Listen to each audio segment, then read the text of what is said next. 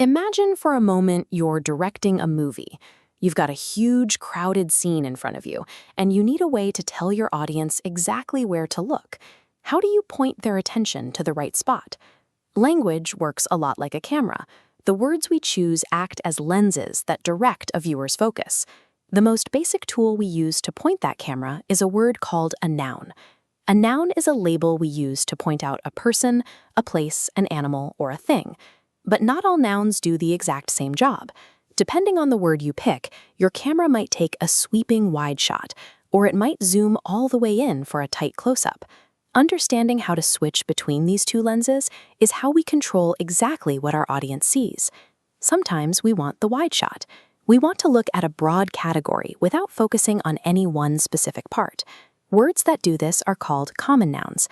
These are general names like city, dog, or man. The catch with the wide shot is that it's unspecific. If you stand in a crowd and say, "Look at the man," nobody knows who you mean. It could be anyone in the frame. Common nouns give us the general category of what we are talking about. They provide the context for a sentence, even if they don't give us a unique identity yet. But to single out one unique individual from that massive crowd, you swap your lens. You zoom all the way in. When we give something a specific, unique name, we are using a proper noun. We can see the difference when we move from the general noun man to a specific person, like Albert Einstein. We can do the same thing with places. Instead of pointing at a general city, we zoom in on a specific location, like Lahore. This works for things, too.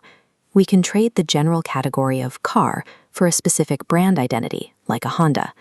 To show that the lens is zoomed in on a unique identity, we use a specific marker in writing.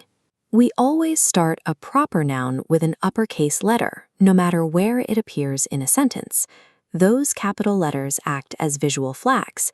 They immediately alert anyone reading your sentence that the camera has focused on one specific, unique subject.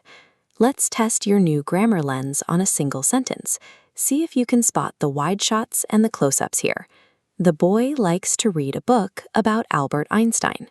First, look for the general categories. The words boy and book are the wide shots. They tell us what kinds of things we're looking at, but they don't give us specific names. These are our common nouns.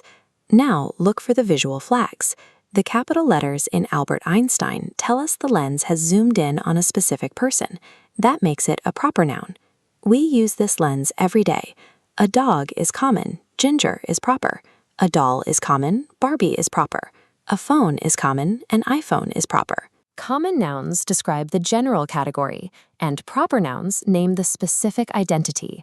You've been using this rule your entire life. Every time you capitalize the first letter of your own name, you're using a proper noun to focus the lens on you.